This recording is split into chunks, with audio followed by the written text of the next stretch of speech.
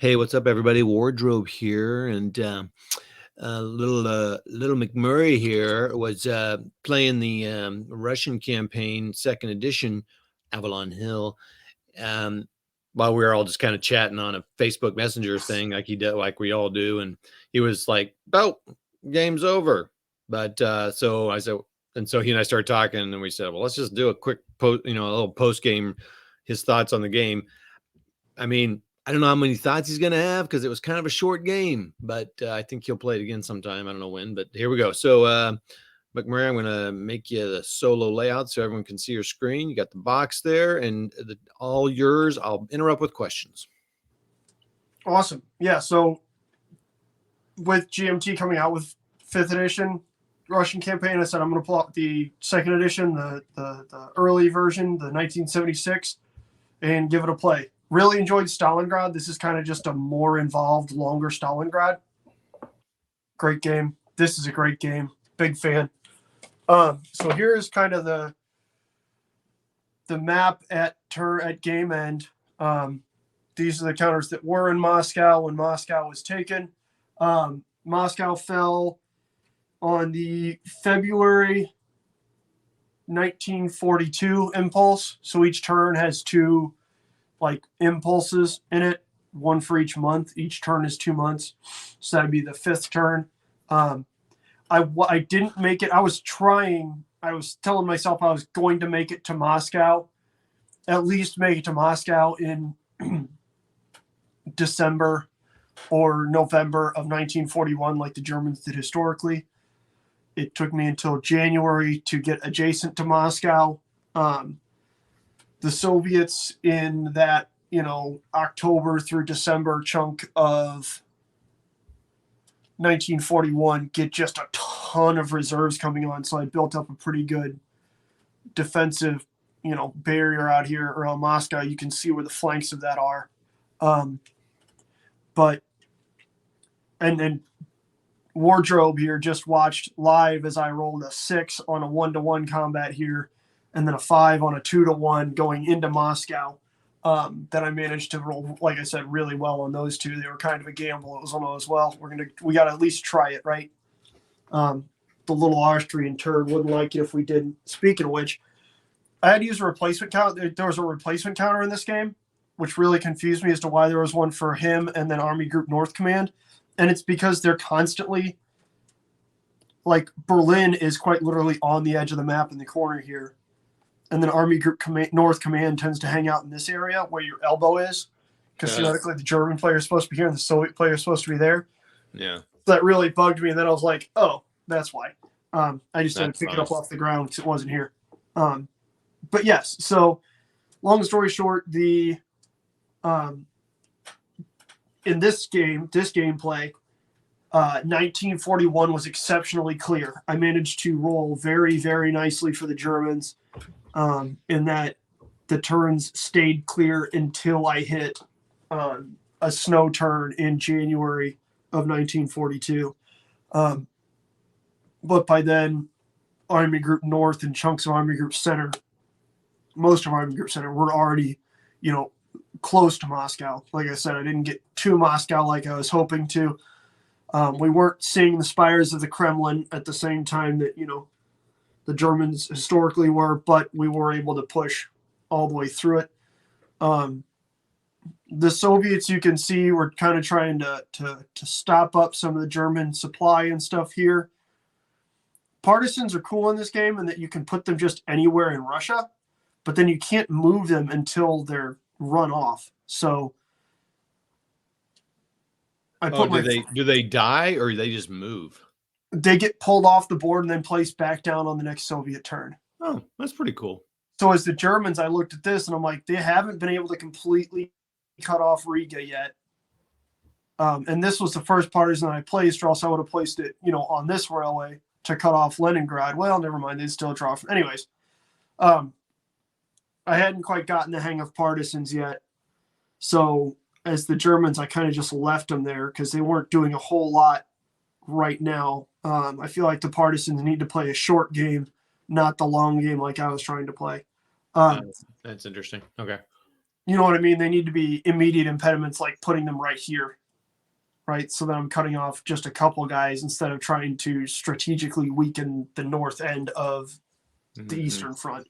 Yes. But anyways, so I wound up doing a good job as the Russians trading, the men and space for time down here against Army Group South and the minor nations, which is why you've got all these guys down here while Army Group North and Center are already at Moscow. Because then they cleared up just in time for the snow turn to hit. And so they're barely getting up here. I had some tank units and whatnot that made it into Kursk. That was kind of interesting to see, but I haven't taken Kharkov or any of that stuff.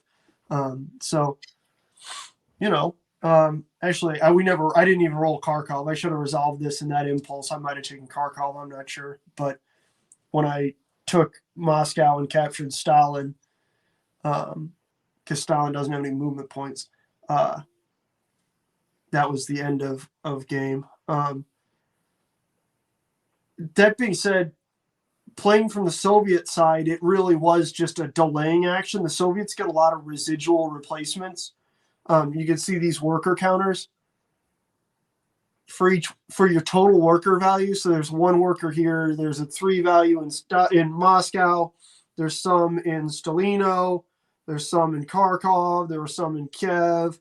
And you get them as replacements as well, like reinforcements. So in January of 1942, when the Soviet turn rolled around, I would have gotten 4 additional points of workers.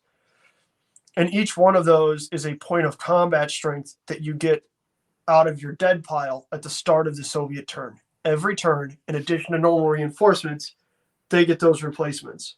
So that's where I was getting a lot of these forces that I was then feeding in down here to delay the Germans.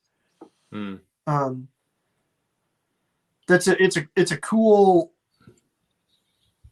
way for that to work, because stuff like reinforcements and replacements work differently for the Soviets and the Germans, which is not necessarily something I'm used to. I'm used to just Avalon Hill games come with these fantastic, order of battle and arrival sheets.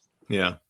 And I'm used to just pulling straight off there. But here, you've got what impulse on the turn it comes in, and then where it'll come in. It's like I said, this game feels like Stalingrad, also by Avalon Hill. Also a fantastic game that is not just centered on Stalingrad. It's the whole Eastern Front. It just only runs through, 1942? Yeah, I don't know. I'm not really familiar with that, just except for your playing of it. Yeah. And then they came out with Russian Front, which Jeff from X to X just got. So we'll probably see a thing of that. But that's kind of like this, almost the same thing in some ways. I'm not really sure there's some complicated differences, but not really. It's kind of interesting. They had so many, they were trying to nail down that East Front. I think they really did it on this. Well, yeah, that's the one that stood the test of time. Yeah, this is really fun. Like I said, it feels like Stalingrad, but there's a lot of extras in it, right? Oh, you didn't. What did you? Maybe you talked about it and I missed it. Leningrad. Did you talk about what happened there? Oh yeah. So, because I had so many turns of clear skies, I was able to bring 3 of these little Stuka support chits every turn up until turn 5, which meant that. And in this game, normally you put air support, you might get a column shift or something like that. This adds a 3 to your ratio. That's pretty wild. It is. So if you're attacking at a 2-to-1, you get up to a 5-to-1. So it means that when you run up on something, it's like, man, I can't attack that. That's a 1-to-1. No, it's not. It's a 4-to-1. And then all of a sudden, you can really smash some stuff up. So the Finns actually took Leningrad. And you can use Stukas with them? Yeah. I'm just curious. Okay. I'm not sure that it's restricted. If you can't, then that's on me. But I feel like if I couldn't have used Stukas up there, I would have taken Moscow a little quicker. So maybe the Russians would be all right with using Stukas up there. Let's see. Oh. Well, they're supposed to be within 8 inches of a Army Group headquarters counter, so maybe not. Okay. 1, 2, 3, 4, 5, 6, 7, 8.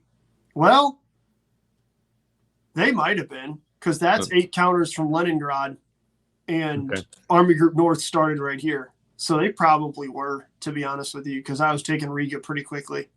Interesting. As historically, but Okay. Well, I that mean, might have worked out. it's. I mean, it's good there's some restrictions on it. Otherwise, you can send them all the freaking all over the place. Well, they can only, yes. So there you go. Maybe there's a whole ton of stuff I missed in here. Well, it's possible. I mean, it's possible only because it's your first time playing. I mean, that's just kind of a normal game thing. It is. That's also a relatively small thing. I mean, I remember when I played this a million years ago on my channel, and someone pointed out something I missed, and I was like, "Whoa!"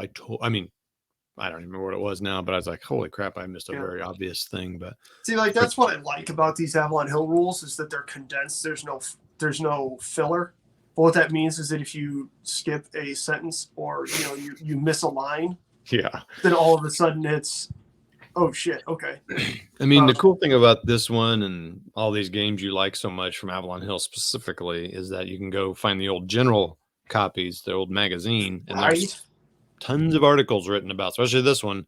And you probably find blog entries and all kinds of stuff and Board Game Geek of strategies and things and people try and that's the nice thing with this being the second edition is that they've got an appendix that talks about some of that stuff, as well as all of these random little additions that I feel like were added when people played it and enjoyed what they did. They started adding these variants, right? So there's some variant counters that are in here, alternative scenarios. You've got what if, you can see there the Mediterranean distraction, Russian reaction, the Italian sellout, the Japanese gambit. So talking about, pulling units off for the Soviets to go fight possibly the Japanese, or pulling off German units to go deal with Italy or North Africa. Built into the rules are having to pull off some German units to go fight in the Battle of the Bulge, stuff like that. That's cool. Yeah, which I know we've talked about. It's frustrating when you're playing a game and then something in the game like, it's 1943. The Germans are defeated at Stalingrad. Pull 6th Army counters off the board. No, that's dumb because it's not happening in my game. That's stupid. But when it's something on the other side of the world that's completely beyond your control, but also not on the map, that for whatever reason, my brain doesn't bug me that, I have to pull some Panzer units off to go back to the Bulge.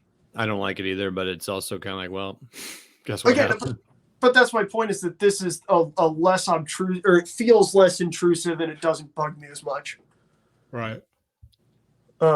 Also, it just occurred. Oh no, this is not. I was about to say this is my third one in my Tack Up challenge, but it's not. This one wasn't. I didn't put this on the Tack Up challenge. I just played this because I thought it looked cool. Because I saw everybody talking about the 5th edition. Oh, that's too bad though. Not a part of it. That's okay. It's the third board game I've gotten through in essentially January. Where's Stalingrad? I think I see where Stalingrad is, but where is it? Where's Stalingrad? You can find it. I mean, I think I see it pointed out. I'll tell you if I was right or wrong. Well, yep. Okay, I was right. Yep. Here's the site of your favorite SCS game, Rostov. No, it's a victory awaits and denied. Sorry, that's correct. And speaking of which, I really would like to play all three of those with you.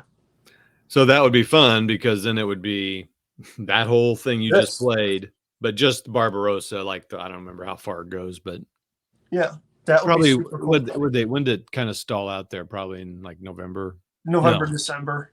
Yeah, September, October, whatever it was. Kind of is when it ends. But yeah, that would be interesting because then it's 3 maps covering that whole section there. I was thinking about that. We should play that in the garage over the summer when it's just hotter than all get out, and we're playing. Attacking. We should wear wool. Yeah.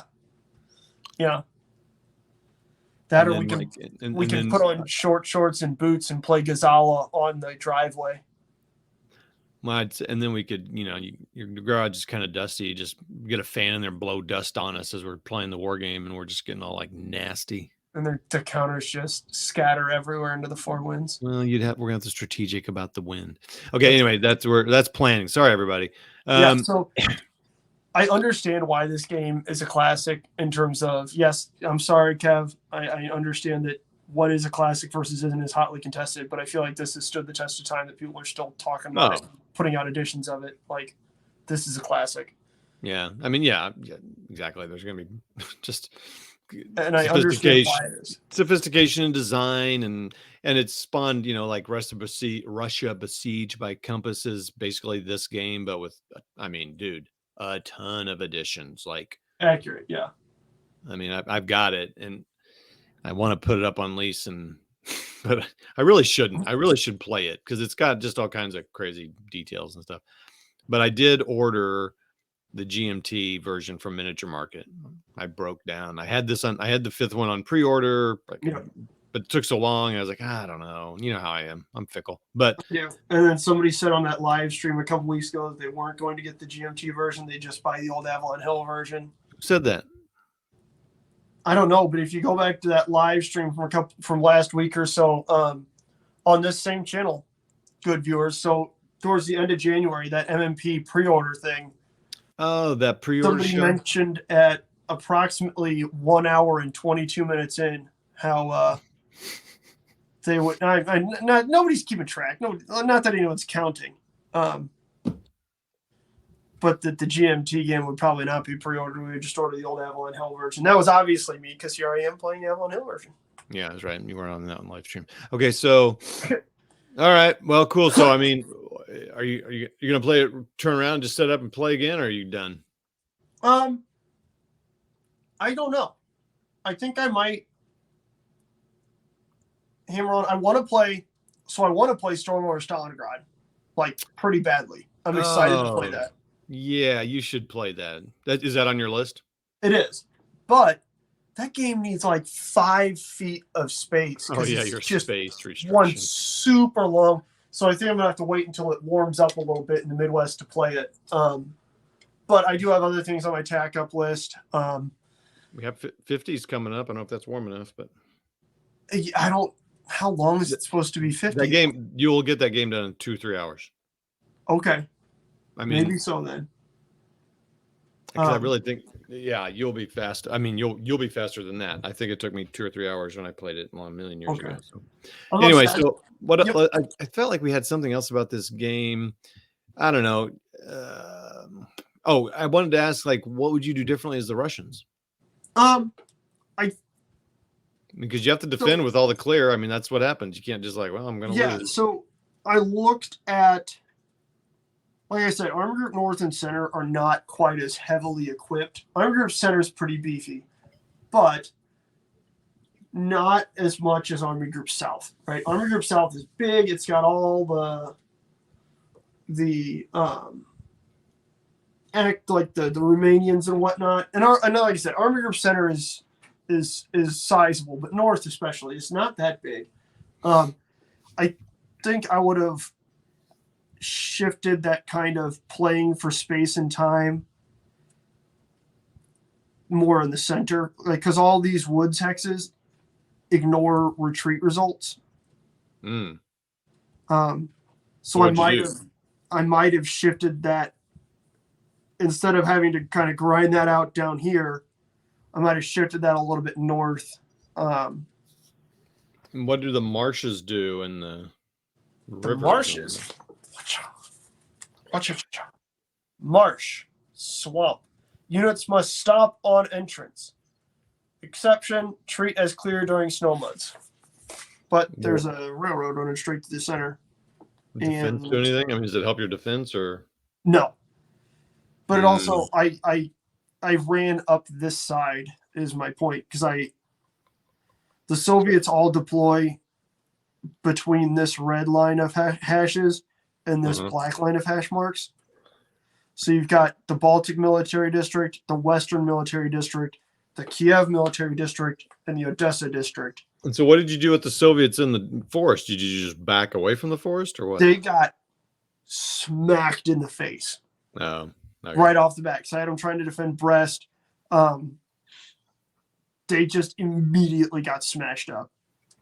And it looks like Minsk fell pretty quick. Minsk right here, yeah. Wait, that's quickly. Minsk? This is Minsk, yeah. Yeah. I didn't. Yeah, so sorry. Like I said, guys, this is north, east, west, south. I didn't play the defense in depth very well in the north. I don't know. Yeah, just curious. I mean, Yeah. obviously, there's. I'm sure if you played an expert Russian campaign player, they would have, They would have kicked the shit out of me. I'm just curious what you would have done differently. So, okay. Yeah, I think I probably would have maybe spread that. I really concentrated down here, and each turn I was trying to keep that pocket that I had created alive, which meant I had to punch through to it, as opposed to just spreading, single counters out. What's zone of control do for movement and combat and all that? You got to stop. As soon as you enter zone of control, you stop. And you cannot move out of it. Wait, you can't move out of it? No. Oh, geez. Okay. So you have to combat your way out of it. Yeah. Holy mackerel. So that's why I was, again, having to punch back into that pocket. What's interesting, we were talking about mandatory combat. Yeah. That's kind of mandatory. I mean, in a way, it's like, yeah. I mean, you're just choosing not to attack, but yeah. I mean, but you can't just run off. Yeah. It's like melee or something, I guess, in a tactical level. Huh, that's interesting. Okay.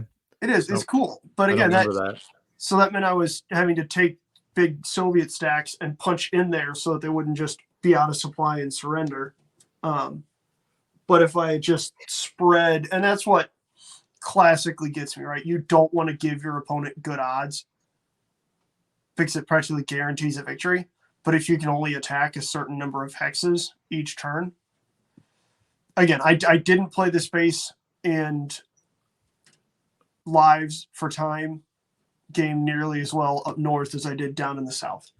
Yeah, it's interesting. Yeah, it's interesting seeing the difference where you got hung up. So the other thing is also in the south, the minor nations for the most part can't move on that second impulse of the turn.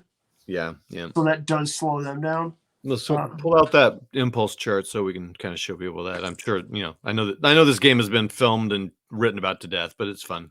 Yeah. All right, so on your first, so each turn, and it's interesting. So each turn, again, each side essentially goes twice. The interesting part is you don't have a first impulse for the Axis, and then a first impulse for the Soviets, and then a second impulse for the Axis, and a second impulse for the Soviets. You have Axis first impulse, then second impulse, and then Soviet first impulse and second impulse. So you can see just on movement, on the first one, everybody in clear moves full, and then light mud, mud, and snow are obviously changed. But then on the second impulse, so you can see German, and then you've got the NATO guys. So you've got armor, mechanized, and I don't remember what that one is. Hang on. That is, I don't know. It's not listed. I'd have to look it up. I don't know. But so you got like armor and mechanized stuff, and they can move a certain distance. Again, depending on whether it's clear, light mud, or snow. Interestingly, no one moves on second impulse in the mud, right, at all. And then down here in this next tier, you've got German infantry, German cavalry, German paratroops, German mountain troops, and then Axis armor. So like Romanian, Hungarian, Italian armor and mechanized, and then Russian guards units and Russian tank units move less on that second impulse. And then you've got some units that no matter what, on that second impulse, they never move. So Russian and Axis cavalry and infantry divisions never move on the second impulse, as well as Axis mountain troops and Russian paratroopers. So did you do any paradrops? I did actually. You can bring in Soviet paratroops within a certain distance of the Stavka counter, which I had in Moscow. And so I tried to use them to just come in and drop to defend Moscow. But then I was reading under Soviet paratroopers. Hang on. Russian airdrops. Russians have 3 paratroop units which may be dropped on any snow turn. Come on. I didn't get a Russian snow turn in. So the idea was there, and we just failed to quite get it done because we didn't have a floofy bed of snow to land on. That's fascinating. You can only do it in snow. That's because half the time I'm pretty sure Russian airdrops were coming down to landing and then just running off the backside of a open transport plane. Yeah, I don't know. Maybe the Luftwaffe were kind of. Yeah, I would assume it's to prevent Luftwaffe interception, but I like to tell myself it's so that the Soviet paratroopers can jump into floofy snow. That sounds pretty and fun. A little happier, yeah.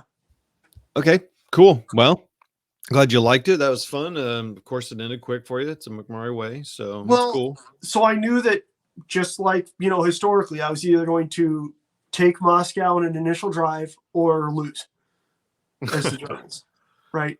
So that's why then this last turn, I just kind of went for broke and said I was going to go after the combats, even though they weren't entirely favorable, and it wound up paying off, but it very easily wasn't going to. You know what I mean? Just in terms of the Soviets, like I said, we're about to get 4 more worker points, which is 4 more combat points coming on every single turn as replacements, in addition to the 9 that we're already on here. That's why you got to get up to those factories, bro. Get those people out there. And that's where, again, playing for time down here kept those factories. And these oil fields down in the Caucasus are safe, man. They are super safe. What do the oil fields do for you? They allow you to bring in extra replacements, like armored replacements and stuff. So the Germans have 1 in Romania down here, but then there's more for the Soviets down here, obviously near the Caucasus, where you would expect them to be. Interesting. Okay. Yeah. Well, cool. I'm glad you had fun. So everybody, there's gonna be 2 videos about this. One will be, well, I don't know. Actually, I don't know if I'm gonna. I'll edit this out if it doesn't. So my plan is to have 2 videos. One will be just him kind of going through what he did on each turn, a little bit more detail, 2 minutes a turn. So it's gonna be 6 minutes long, or and then this one, of course, or I might combine them. I don't know. So, and McMurray, thanks for doing it. That's cool. Thanks for letting me have a spot. See if you can. Hopefully, you can get to drive on or the Stalingrad game up. But if you can, I guess just play a smaller game. You got a lot of small ones to play too, so that's cool. I mean, I can play a full mapper on here. I can. Yeah. If I clean the games off, I can play a 2 mapper. So I might wind up playing Sovereign of the Seas or something. I don't know. Yeah. Okay. Yeah. All right. Thanks, man. Thanks, guys. Good to hear from you.